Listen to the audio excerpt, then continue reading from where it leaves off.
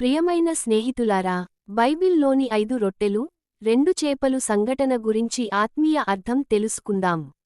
ఈ వీడియో చివరి వరకు చూడండి.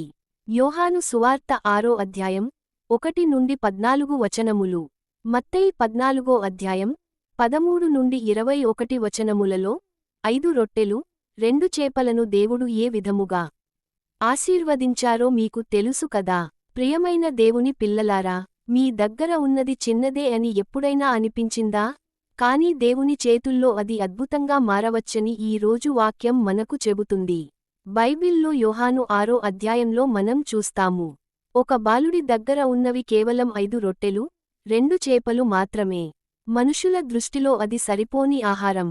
కానీ యేసు చేతుల్లో పడినప్పుడు అది 5,000 మందికి ఆహారంగా మారింది.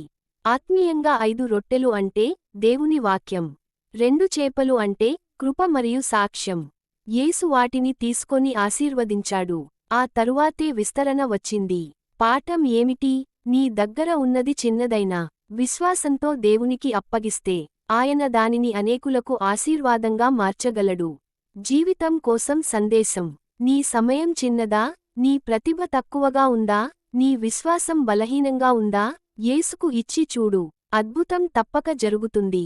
చివరిగా, ప్రియులారా, మన దగ్గర ఉన్న చిన్నదాన్ని దేవుడు తిరస్కరించడు. అర్పణ కోరుకుంటాడు. అద్భుతం ఆయన చేస్తాడు. ఈ సందేశం మీ హృదయాన్ని తాకితే లైక్ చేయండి, షేర్ చేయండి, సబ్స్క్రైబ్ చేయండి. దేవుడు మిమ్మల్ని ఆశీర్వదించును గాక. ఆమెన్. ప్రైజ్ ద లార్డ్ అందరికీ.